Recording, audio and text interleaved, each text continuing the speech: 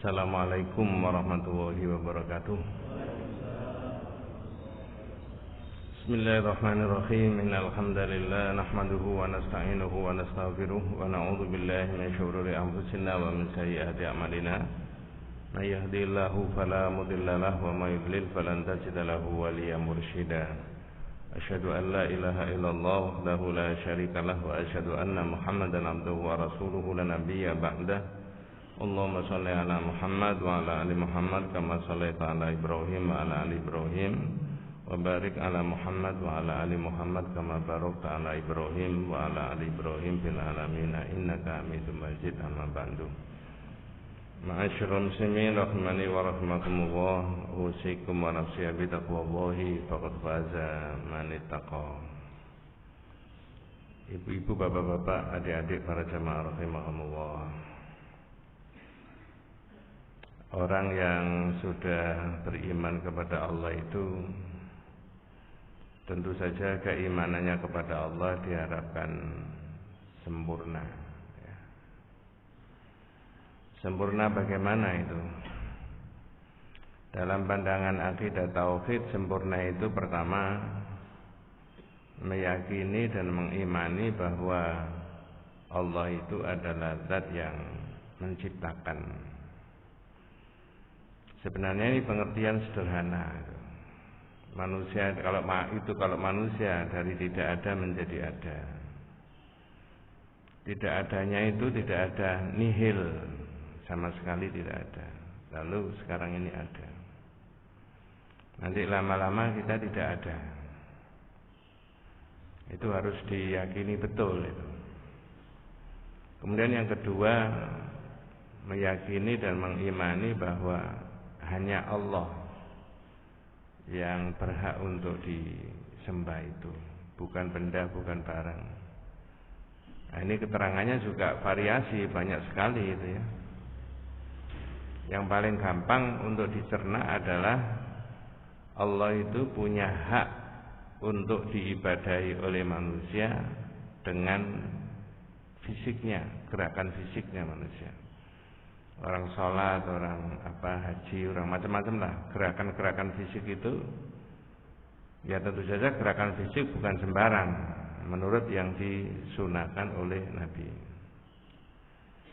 Dan yang ketiga, kesempurnaan dalam iman kepada Allah itu memahami, meyakini dan mengimani Allah itu punya nama dan sifat yang berbeda dengan nama dan sifatnya manusia.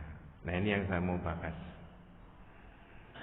Nah, sekarang kalau kita membahas atau mengimani tentang nama dan sifat Allah, pada beberapa bulan yang lalu sudah dibahas bahwa nama Allah itu satu, a'lam wa awsaf wa a'mal. Antara nama, sifat dan perbuatan itu apa? Sama. Jadi kalau nama Allah itu Al-Asmaul apa Pak? Asmaul Husna. Nama-nama Allah yang apa? Baik. Nah, sekarang saya tanya, kalau namanya Allah itu baik, berarti sifat Allah baik apa jelek? Baik. Nah, berikutnya, kalau nama Allah itu baik, sifat Allah itu baik, apakah perbuatan Allah itu juga baik? Baik. Betul ya? Nah, itu beda sama manusia. Kalau manusia itu namanya bagus, belum tentu. Tidak usah diberi contoh. Belum tentu sifatnya juga apa? Baik. Ya. Belum tentu perbuatannya juga baik. Nah, yang kedua, tapi yang saya mau terangkan itu tadi. Nama Allah itu nama, sifat, dan perbuatan sama. Kalau nama Allah itu baik semuanya, berarti sifat-sifat Allah baik, berarti perbuatan Allah apa? Baik. Ini yang saya mau bahas. Ya. Yang kedua, tapi nanti saya balik ke situ. Yang kedua, nama Allah itu laisat maksurah bi adadin muayyanin. Itu bahasanya kitab. Nama Allah itu tidak terbatas pada bilangan tertentu. Loh, katanya 99. 99 itu dalam hadis diterangkan man aksoha takholal jannah. Siapa yang memelihara 99. Tapi nama Allah itu tidak 99. Laisat maksurah bi adadin muayyanin. Mengapa kok begitu? Nah, yang 99 tadi adalah diperintah untuk dipelihara. Cara memeliharanya meyakini segala sesuatu itu bersumber dari sana, dari Allah. Jadi kalau kita ini masih hidup, dipancari dari Asmaul Husna itu Al-Hayyu. Allah masih memberi apa? Hidup. Begitu, Pak. Nanti habis ngaji ini yang tidak puasa sarapan. Coba ya. Dapat rezeki enggak itu? Yang memberi rezeki? Ya, terus begitu. Saya tadi dari rumah sampai di sini selamat, yang menyelamatkan Allah. Ada orang sakit kemudian tiba-tiba tidak terlalu lama sudah sehat dan dia pulang ke rumah. Berarti yang menyehatkan Allah. Tapi ada enggak orang bilang gini, "Mas, Pak cepat sampean katanya." Iya, Pak. Dokternya itu loh hebat, Pak. Makanya rajin juga itu. Makanya saya cepat sembuh. Ada orang ngomong gitu, Pak? Itu orang yang ngaji tauhid apa enggak itu? Enggak. Belum. Jadi begitu. Laisat maksura itu memelihara nama Allah, selalu dikaitkan ke sana. Ya. Nah, begitu ya. Saya balik yang itu tadi, Pak. Saya ulangi, nama Allah, sifat Allah dan perbuatan Allah itu apa? Sama. Kalau nama Allah baik, semuanya berarti sifat Allah baik, berarti perbuatan Allah baik. Nah, sekarang saya tanya, mohon dijawab dengan jujur. Selama kita hidup sampai pada usia sekarang ini, apakah kita ini pernah mengalami sesuatu yang menurut kita dirasakan tidak enak? Jawabannya? Iya. Iya, Pak ya? Iya. Kalau dirasakan tidak enak, itu benar apa salah menurut iman? Loh, ya, sikapnya manusia salah, tapi itu yang kita terima dari Allah, tapi dirasakan manusia itu tidak enak. Apakah ada keputusannya Allah yang salah? Kalau tidak, apakah manusia itu kadang-kadang gerundel? Ya. Kalau yang gerundel itu yang ngaji tauhid apa yang tidak? Oh iya, ini serius, Pak. Ya. Karena nama Allah, sifat Allah, perbuatan semua baik. Tetapi enggak enak Pak Ustaz. Memang. Itulah maka iman terhadap takdir Allah itu ada kalanya dirasakan manusia enak, wabil qadri khairihi wa syarihi. Kadang-kadang ditakdirkan sesuatu dari Allah itu dirasakan manusia enak atau tidak enak. Nah, walaupun tidak enak, ini yang mau dibahas, orang tidak boleh suudzon kepada Allah. Itu kuncinya. Tidak boleh suudzon. Ada enggak orang sakit ditanya, "Sakit, Bu?" Alhamdulillah diuji sama Allah. Ada enggak? Loh, sakit kok alhamdulillah. Ya. Nah, tapi itu penting untuk dibahas. Dalam bahasa kitab namanya orang yang suudzon itu yadhunnuna billahi ghairal haqqi dzannal jahiliyah. Orang itu berprasangka jelek kepada Allah seperti prasangkaannya orang-orang jahiliyah.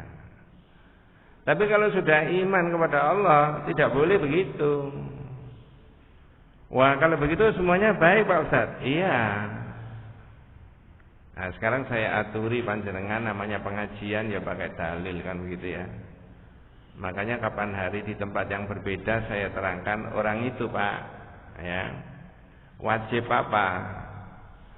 Wajib mengetahui satu, ma'rifatullah, mengerti tentang Allah. Dua, ma'rifatu nabiyhi, mengerti tentang nabinya. Tiga, ma'rifatu dinil Islam, mengerti tentang apa? Agama Islam. Tapi mengerti semuanya bil adillah, pakai apa? Dalil. Saya berkewajiban mengetahui dan mengerti tentang agama saya. Caranya pakai dalil.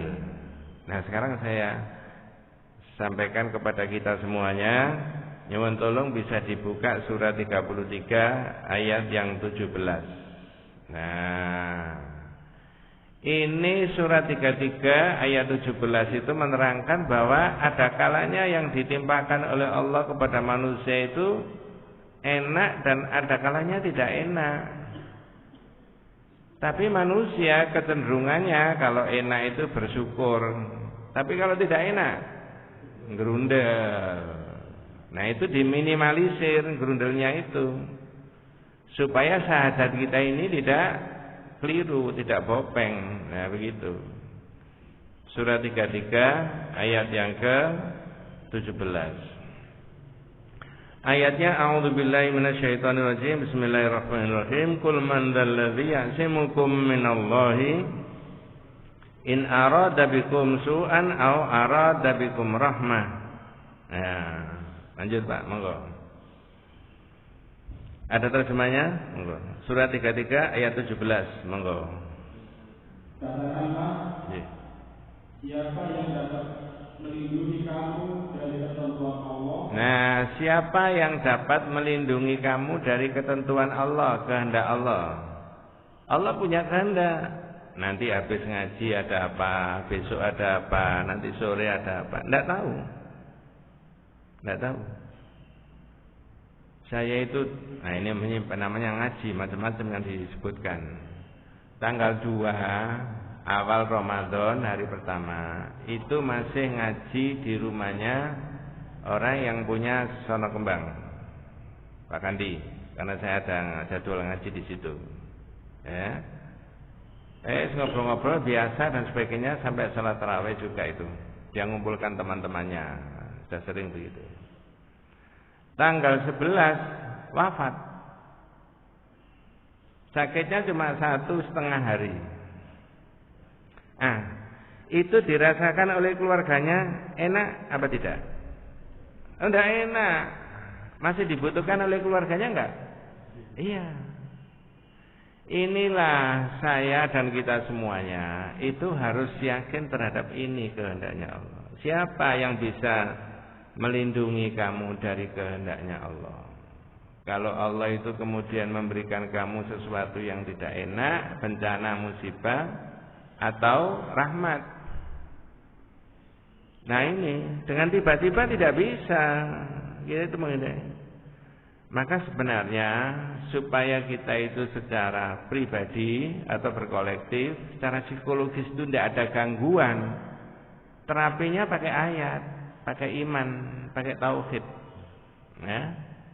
Insya Allah digosok terus ngaji, diberitahu dan sebagainya, ikut ngaji, diskusi dan sebagainya, baca sendiri.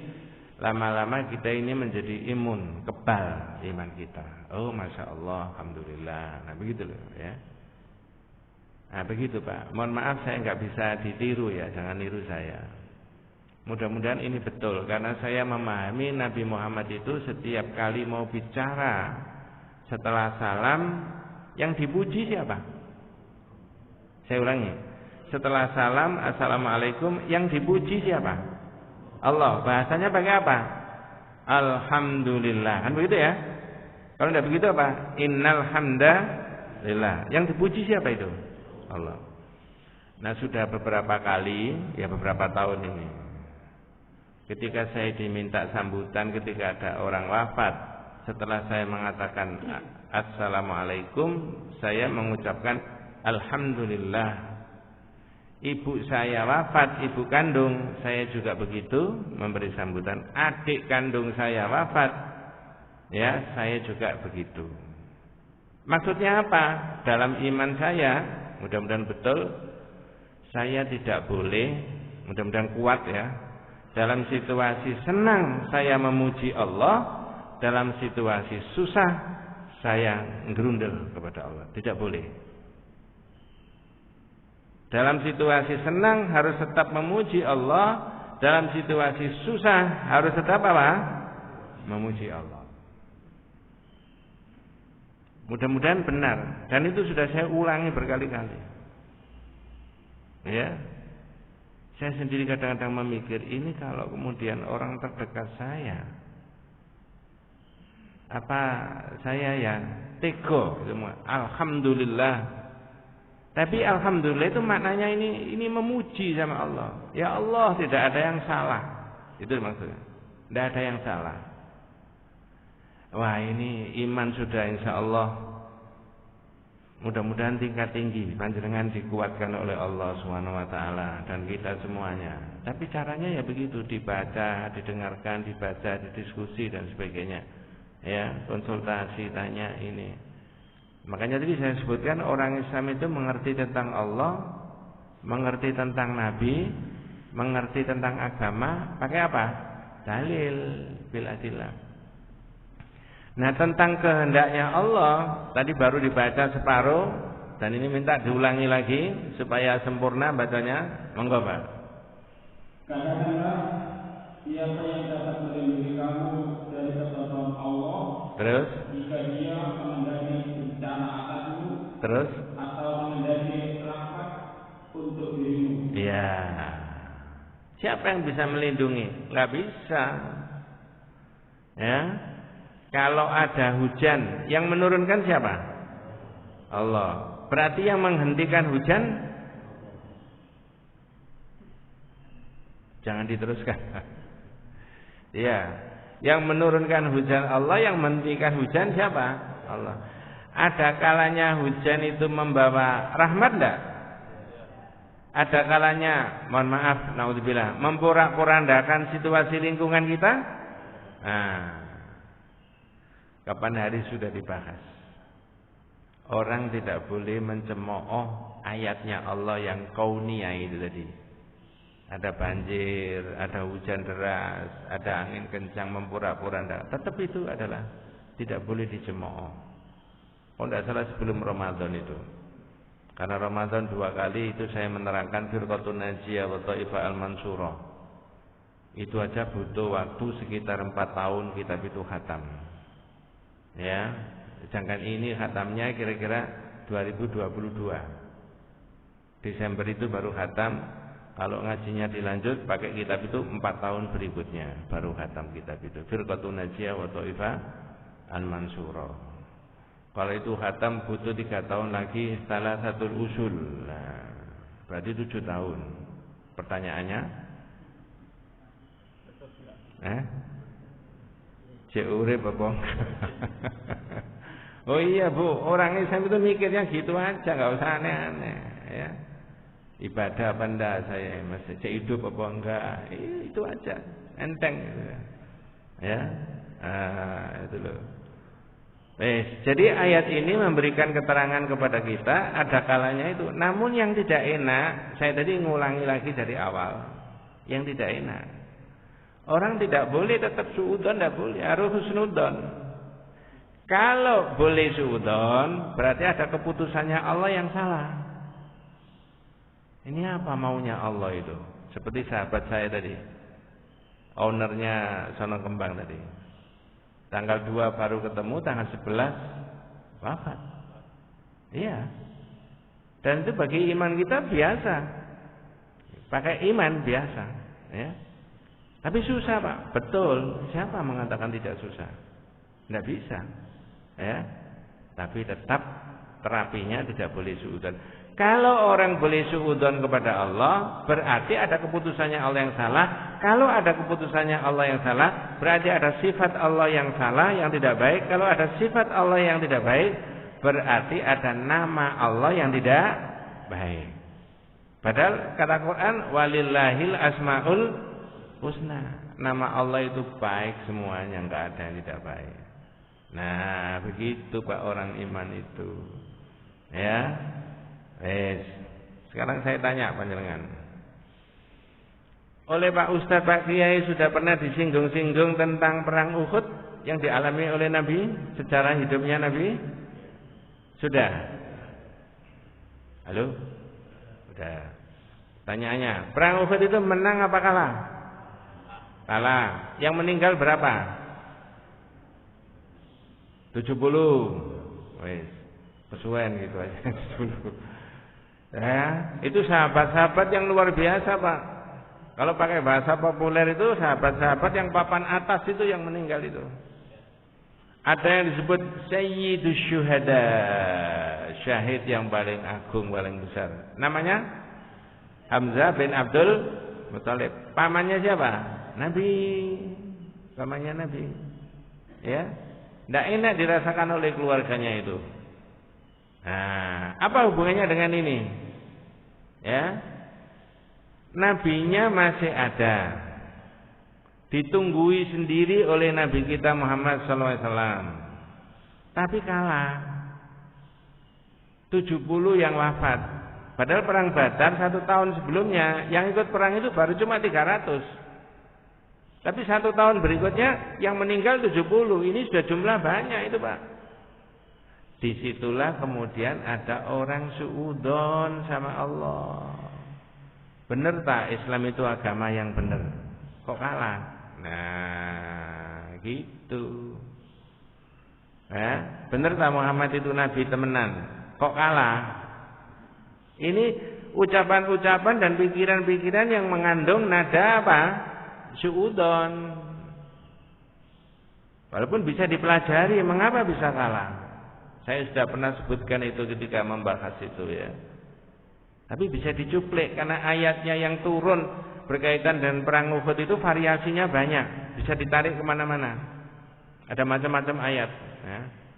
Ini ayat yang mau dimajukan beda lagi, yang kaitannya dengan suudzon. Karena ada sebagian yang indikasinya mereka itu apa? Nifak, munafik. Munafik inilah yang kemudian muncul sikap-sikap dan sifat-sifat apa kepada Allah tadi? Suudzon, berprasangka apa? Jelek. Ya itu tadi.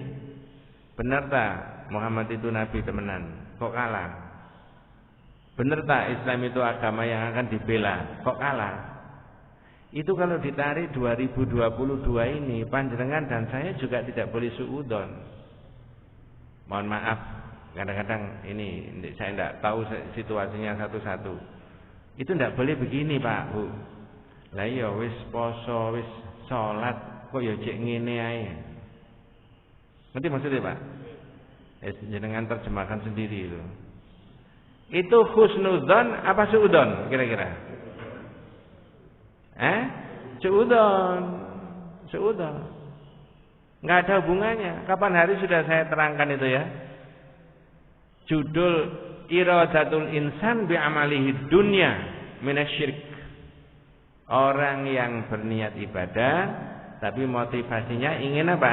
Dunia. Saya beri contoh, mudah-mudahan tidak lupa. Bu, Pak, kenapa kok ngetu poso Senin Kemis? Rasa-rasakno klambi iku lho sesek kabeh mangkane tak ge poso. Berarti niat posonya apa, Pak, itu?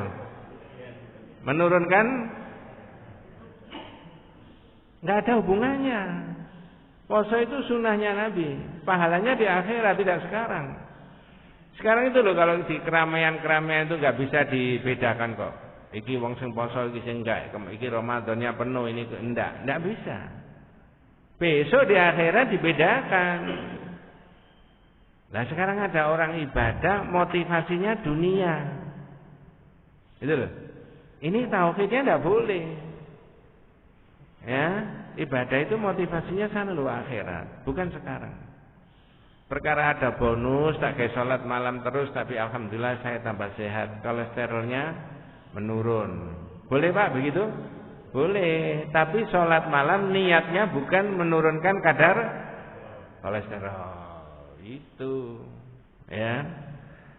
Saya balik ke perang Uhud tadi, ya. Perang Uhud tadi situasinya sangat krusial. Disitulah muncul sifat-sifat yang munafik tadi, Pak. Tak potong dulu supaya jenengan melihat saya tidak kelihatannya dua-dua.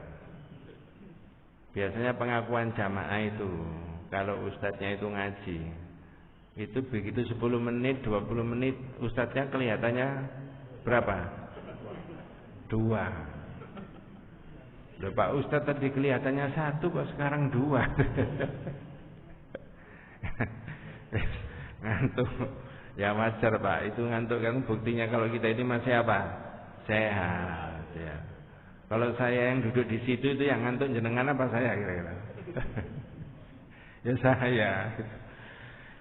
Nah, inilah kemudian peristiwa yang terjadi di perang Uhud itu, tapi kemudian memunculkan sifat-sifat munafik ya, yang sebelumnya juga sudah ada orang munafik, tapi begitu kalah perang Uhud tadi, tingkat kemunafikannya semakin tebal. Lalu Allah menyebutkan tingkat munafiknya sampai orang itu apa? Suudon. Nah, makanya tadi saya sampaikan jangan. Minta tolong dibaca surat Al-Imran ayat 154, agak panjang itu ya. Jadi perang Uhud itu berkisar surat Al-Imran itu ya, ayat 154. Ya. Agak panjang tapi kita ambil hal-hal yang sangat penting saja ya, yang berkaitan dengan ini. Al-Imran surat yang ketiga ayat 154 ya. Ada terjemahnya Pak? Supaya ada variasinya, tidak monoton dari saya. Monggo. Setelah kamu diberi kesedihan, kemudian dia menurunkan rasa aman kepadamu berupa kantuk yang meliputi segolongan dari kamu. Ya, jadi ini setelah perang Uhud, sebagian umat Islam tsumma anzala 'alaikum min ba'dil gham. Kemudian Allah menurunkan setelah kamu itu cemas, teratapan setelah kalah perang Uhud tadi. Itu rasa aman berupa apa? Nu'asa yakhsha ta'ifatan minkum, rasa ngantuk. Saya tanya, obatnya ngantuk itu apa Pak? Jangan kopi loh Pak. Orang kalau sudah tidur lelap, saat itu hilang nggak semua perkara? Iya. Berarti para sahabat ini tidak perlu minum paracetamol. Iya. Paracetamol saya itu obat tidur. Ya, cukup Allah itu dari arsy-Nya sana sahabat ini diberi ngantuk. Masya Allah ya. Coba Allah yang ngurusi begini-begini itu Pak ya. Wah ini hambaku sahabatnya Nabi cemas semuanya pikirannya wis tak beri ngantuk aja supaya tertidur lelap, lupa peristiwa yang kemarin saat itu. Nah begitu. Tsumma anzala 'alaikum min ba'dil ghammi amanatan nu'asa yakhsha ta'ifatan minkum. Setelah ada kecemasan, kemudian sebagian dari umat Islam tadi diberi rasa ngantuk, ya. Lanjut, Pak. Sedangkan golongan lagi telah menyesatkan diri mereka sendiri. Itu wa ta'ifatun qad ahamadhum anfusuhum. Sebagian itu kemudian dicemaskan oleh dirinya sendiri, mikir terus. Ya itu tadi Pak, mikirnya. Benar tak Islam itu agama yang akan dimenangkan? Kok kalah? Nah, itu kalau ditarik ke individu, saya dan kita semuanya sudah ibadah, sudah berusaha jadi orang soleh, sudah ikut taklim, jangan ada suudon. Kok cek ngene ae. Nah, jangan. Itu sudah urusannya Allah. Kewajiban kita tidak begitu. Kewajiban kita itu berikhtiar. Kapan hari insya Allah saya sudah terangkan mungkin ya masalah tawakal zaman dulu itu ya, bakas tawakal. Ini saya selipkan sedikit. Ini ada Syekh Abdul Qadir Jailani dalam kitabnya Syekh Abdul Qadir Jailani wa Arahu al-I'tiqadiyah wa Sufiyah, pemikiran Syekh Abdul Qadir Jailani dalam bidang akidah dan sufi. Pikirannya beliau tawakal itu begini, pakai bahasa Indonesia.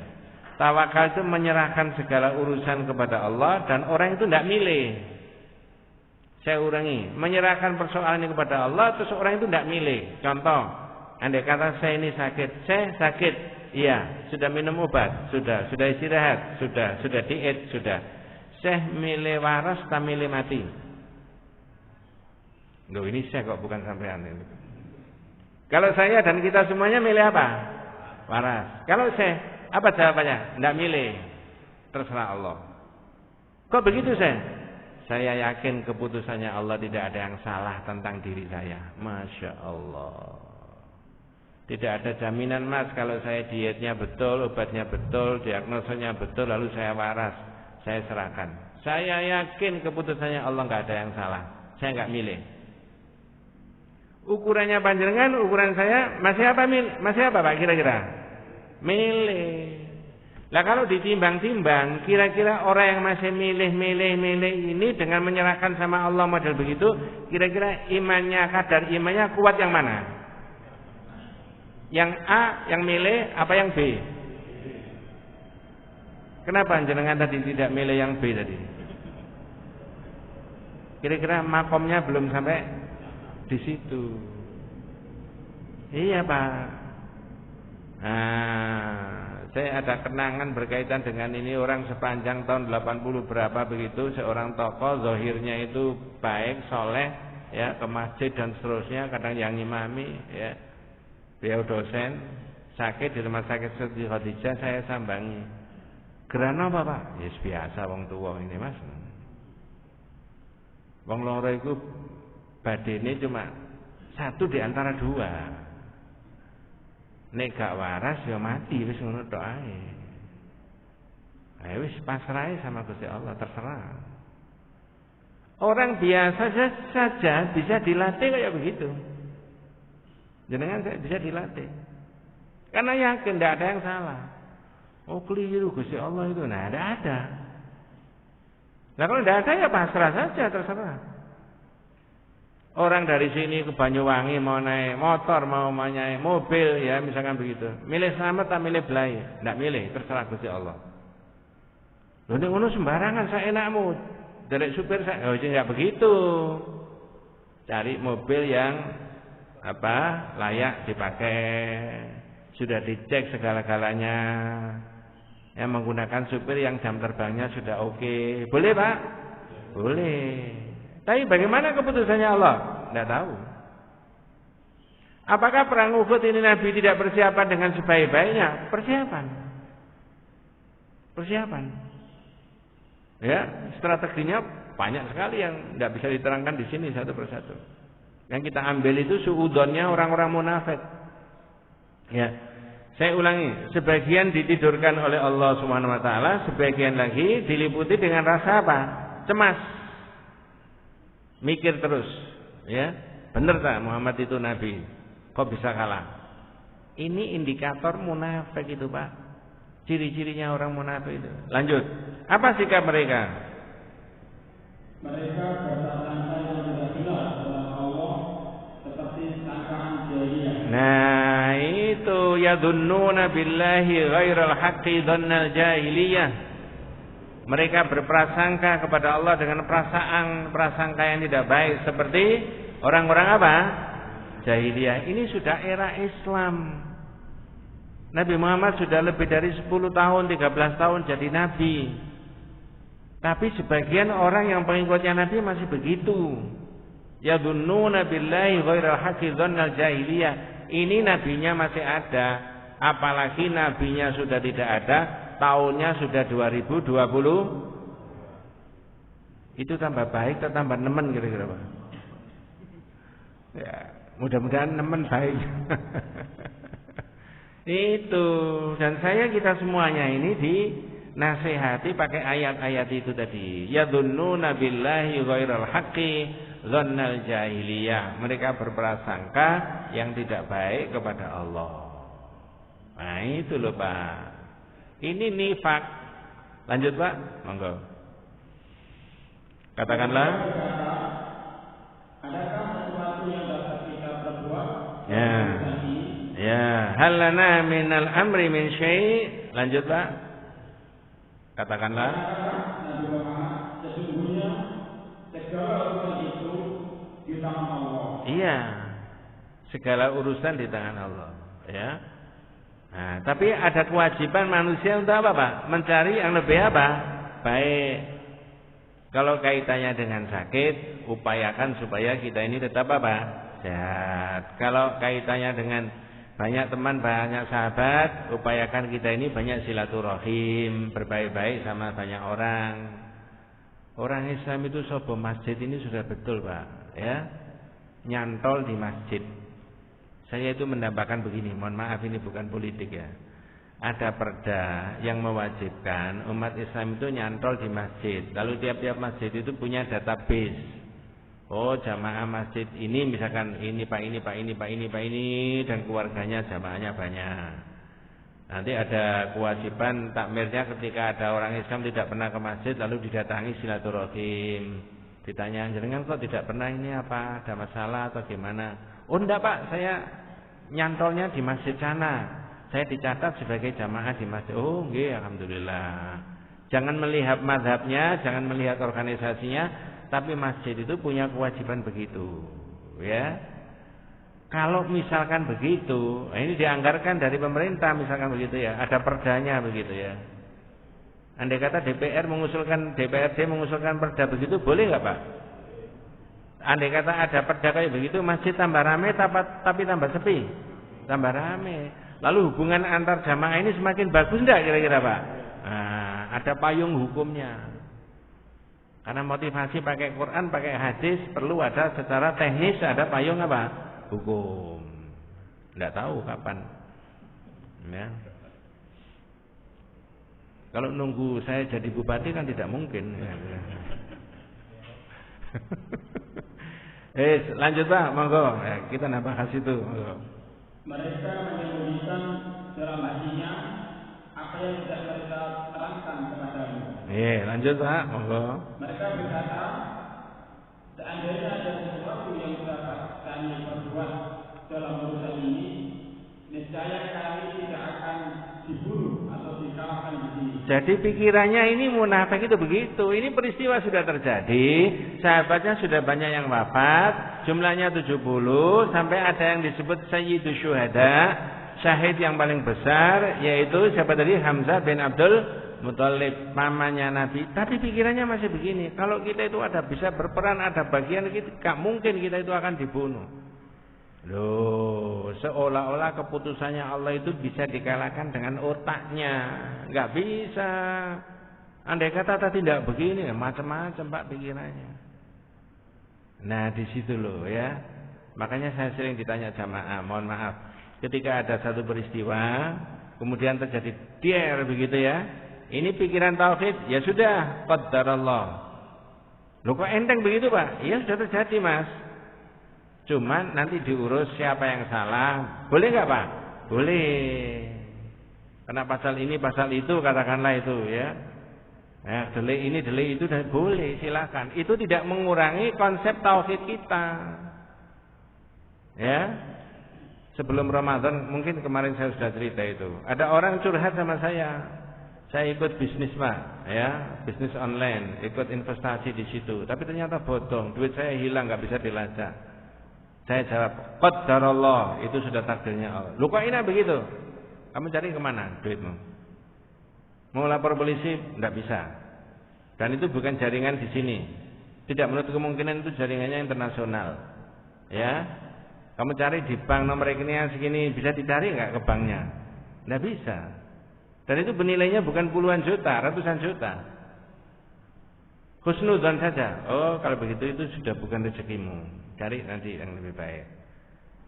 Tapi saya beritahu, pikiran tauhid begini tidak mengurangi kalau kamu boleh punya celah untuk ngurus. Saya store nomor rekening sekian, mana? Di bank dilacak. Kalau kamu punya power, punya kekuatan, boleh. Tidak mengurangi itu. Tapi kalau sudah begini, itu qadar Allah. Itu musibah kecil Mas. Loh kok musibah kecil Pak, wong ratusan juta. Musibah besar itu kalau orang mati nggak masuk surga. Betul Pak? Loh, orang Islam itu nimbangnya di situ. Kalau ada peristiwa apa saja itu, kok musibah kecil Pak? Oh, iya, barang gini aja kok. Lah musibah besar itu kalau kamu mati nggak masuk surga. Ayo. Kalau nggak percaya itu ya sudah. Semua terserah padamu. Aku begini adanya. Nah itu, ya itu Pak ya. Lanjut Pak, monggo. Ini ditantang sama Allah. Kalau orang masih pikirannya begitu, andai kata begini tidak terjadi begitu, tidak mati dan seterusnya. Monggo. Katakanlah Nabi Muhammad, seandainya kamu ada di rumahmu, niscaya orang-orang yang telah ditetapkan akan mati terbunuh itu keluar juga di tempat mereka terbunuh. Nah, ngerti maksudnya Pak? Mudah-mudahan tidak terjadi. Ketika ada satu peristiwa dalam satu gedung besar, orang sedang bercengkrama, santai, ini makan dan seterusnya. Tiba-tiba ada seorang Mr. X yang kemudian keluar dari gedung itu, nyabrang jalan. Dari jalan sana ada anak muda naik motor ngawur saja, nabrak bapak dan ibu itu tadi. Lalu Allah mentakdirkan andai kata wafat. Pikiran tauhidnya pakai ayat ini.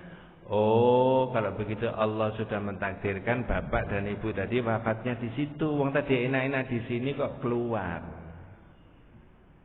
Kira-kira masyarakat pikirannya sudah begitu enggak, Pak? Halo? Sudah apa belum? Sekarang saya tanya, kira-kira yang ngaji ini pikirannya sudah begitu apa belum? Sudah. Katakan Muhammad, andai kata kamu itu di rumah, lau kuntum fi buyutikum la barazal ladzina kutiba alaihimul qatlu ila madajihim. Niscaya orang yang ditetapkan oleh Allah mati di situ, orang itu akan keluar menuju tempat itu. Masya Allah, ini kalau enggak pakai iman enggak bisa. Kalau enggak pakai iman, lapo mau Pak adik metu nduk kono. Ada Mbak kira-kira pikiran begitu, Pak? Ada. Sekian tahun yang lalu sahabat saya itu setelah hari kerja itu ya, Jumat, pikirannya dia mau santai-santai hari Sabtu sama hari Ahad. Keluar dari sini sama keluarganya ke Batu sana atau ke Malang cari istirahatnya di sana. Tiba-tiba Sabtu subuh meninggal di sana. Nah itu jenengan pakai cara Jawa wayahe. Ya. Coba ya. Ini loh keterangannya, tidak boleh suudzon, segala sesuatunya itu sudah terjadi. Yadhunnuna billahi ghairal haqqi dhannal jahiliyah, seperti orang jahiliyah itu. Mau sampeyan orang beriman kok begitu. Nah, lau kuntum fi buyutikum, andai kata kamu di rumah, la barazal ladzina kutiba alaihimul qatlu ila madajihim. Tentu saja orang yang ditetapkan mati di tempat itu, orang itu akan keluar menuju tempat kematiannya. Makanya jenengan kalau udah di rumah jangan keluyuran. Tidak tahu kita, Pak. Dulu di Jakarta sekian puluh tahun yang lalu ada ustadz yang masih muda, lantang, enak, dikagumi anak muda saat itu ya. Menurut berita saat itu di rumah sampai jam 10, setengah 11 kalau tidak salah. Tiba-tiba setengah 11, qadarallah ustadz ini keluar bawa motor. 1 jam setelah ustadz ini keluar ada berita ustadz meninggal. Ya, padahal tadinya mulai sore enak-enak di mana? Di rumah. Jam 10 atau setengah 11 keluar bawa motor. Begitu pamitan ngunci pintu, ngunci ini, keluar 1 jam berikutnya kok ada berita ustadz ini wafat karena apa? Kecelakaan. Kalau nggak pakai tauhid, itu tadi misalkan tidak keluar gitu kan tidak mati gitu. Pakai akal, betul nggak Pak kalau pakai akal? Ini lalu siapa? Orang sak kampung bilang andai kata seandainya tidak keluar, bisa hidup lagi? Tidak bisa.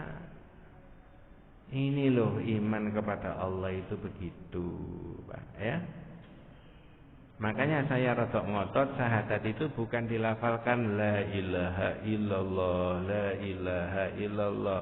Kalau 30 tahun begitu terus ketemu Pak makna mana begini ini? Oh ya enggak, enggak ketemu. Tapi jangan alergi dengan mengucapkan la ilaha illallah. Boleh-boleh saja. Tapi kalau sudah begitu, ini yang terpenting. Maka tadi dalam kitab yang lain, ma'rifatullah, ma'rifatu nabihi, ma'rifatu dinil Islam bil adillah. Mengerti tentang Allah, mengerti tentang agamanya, mengerti tentang nabinya, semuanya pakai apa? Dalil. Ya. Ini sudah 40 menit kurang lebihnya 45. Ada yang dibahas, Pak? Kalau tidak ada bisa dilanjut atau wabillahi taufik wal hidayah. Gimana? Dilanjut atau wabillahi taufik? Oh nggih. Nggih, Jangan enteng-enteng aja, Pak.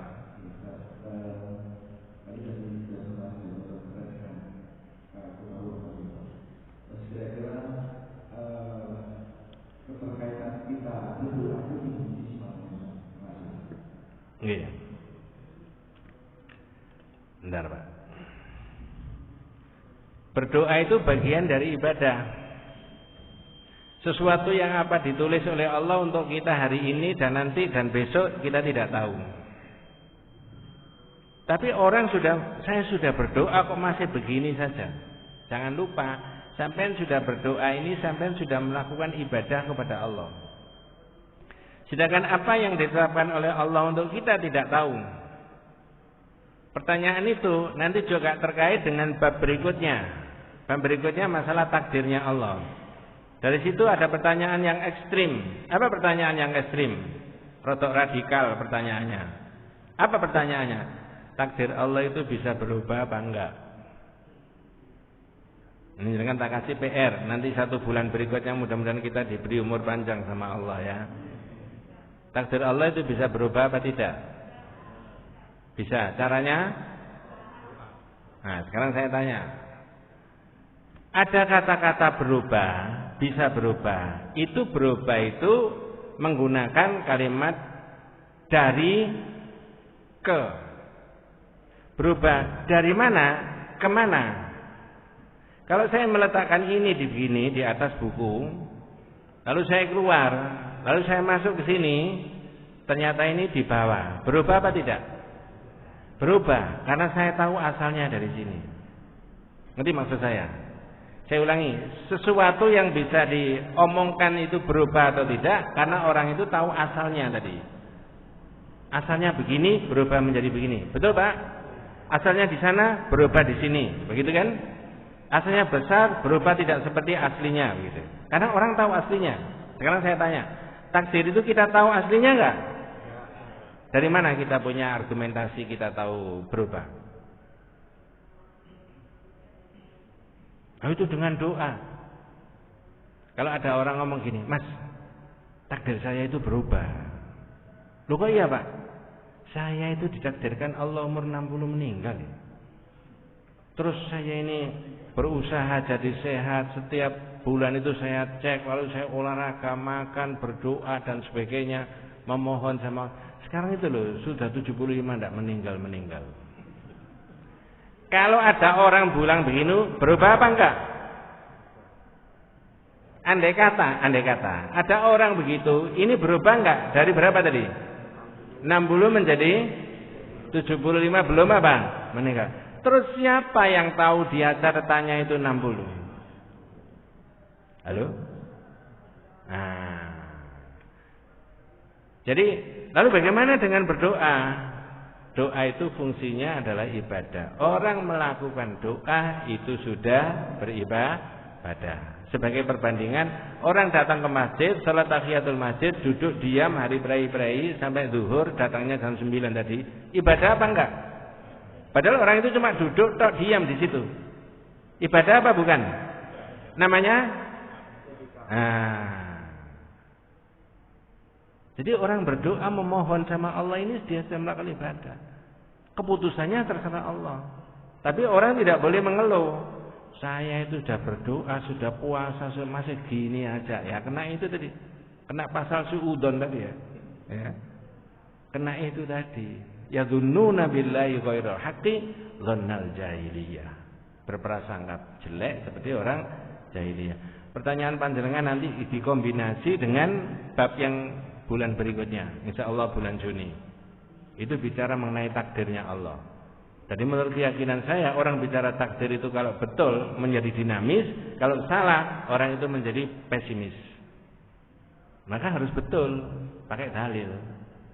Nah, nanti ada pertanyaan yang nakal seperti yang saya sebutkan tadi, bisa berubah apa enggak takdir itu? Kalau orang bisa bilang bisa, caranya berdoa. Nah, kalau sampean berdoa berarti sampean tahu asalnya dari A ke B, itu berubah. Dari kecil menjadi besar, itu namanya berubah. Dari sana ke sini, dari angka sana menjadi angka sini, itu namanya berubah. Dari mana sampean punya argumentasi bahwa takdir Allah itu bisa berubah atau tidak bisa berubah? Lalu bagaimana tauhid? Jangan tanya mengenai itu, serahkan saja kepada Allah. Nah, begitu. Ya. Ada lagi, Pak? Nggih, monggo. Nggih.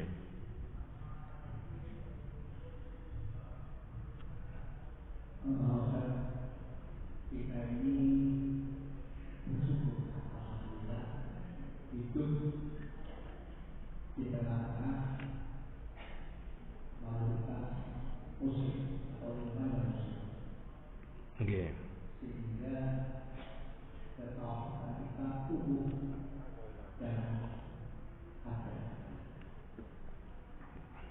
Tapi bagaimana dengan saudara-saudara kita yang hidup di tengah-tengah sama sekali tidak ada yang muslim, sehingga belum kita mempunyai ketahuan apakah nanti mati juga masuk surga. Ya. Kita tetap husnudzon kepada Allah. Kalau dalam kadarnya seseorang itu hanya diperlukan mengucapkan la ilaha illallah dengan maknanya, sudah sampai di situ. Tetapi orang harus dinamis. Kalau sudah begitu tidak boleh kemudian membiarkan dirinya tidak tahu agamanya hanya mengucapkan itu. Lalu cari implementasi daripada makna dua kalimat syahadat. Ketika tidak ada dakwah sama sekali di situ, tidak ada kesentuhan ini, tidak ada internet, tidak ada ini, ya sudah kadarnya orang seperti itu. Ya, kadarnya orang itu. Di sini saja areal lingkungan kita, ya, kira-kira 30 tahun yang lalu bapak-bapak kita dengan kita pemahaman dan implementasi agamanya beda nggak dengan kita kira-kira, Pak? Beda. Ya sudah hukumnya Allah saat itu. Ya. Ketika ada satu daerah tidak tersentuh dakwah sama sekali, ya sudah, itu sudah hukumnya Allah menetapkan begitu. Tapi bagi yang sudah gebyar segala-galanya fasilitas itu ada, dakwah itu ada, masjid itu ada. Lalu orang membiarkan dirinya, ini Pak yang jadi kena sanksi tadi. Membiarkan dirinya tidak tahu agamanya, padahal fasilitas ada. Nah itu. Kalau menurut saya semuanya akan tetap dapat jatah yang sama selagi dia muslim.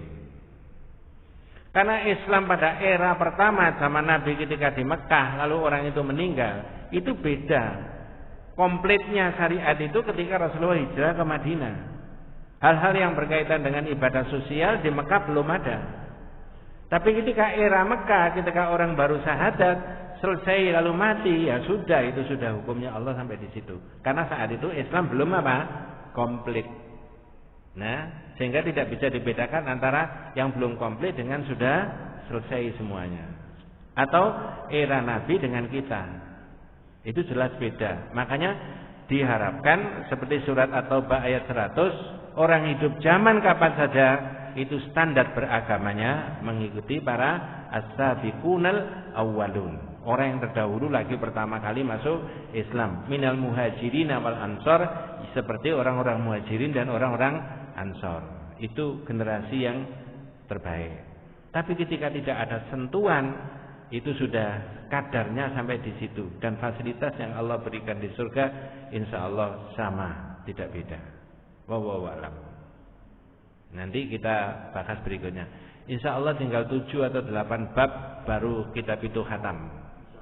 Ya, kalau khatam ya watamat kalimatur rabbika begitu ya. Nah, selesai. Kalau sudah khatam opsinya kan bisa biasanya 3. 1 dibaleni kitab ini, yang kedua ganti kitab yang lain, yang ketiga ngajinya sementara libur. Nah, itu nah. Tapi orang Islam itu mudah-mudahan kita semuanya dikuatkan sama Allah Subhanahu wa taala, diberi umur yang panjang, diberi hidayah sama Allah Subhanahu wa taala. Andai kata yang dipundhut oleh Allah mudah-mudahan husnul khotimah. Amin.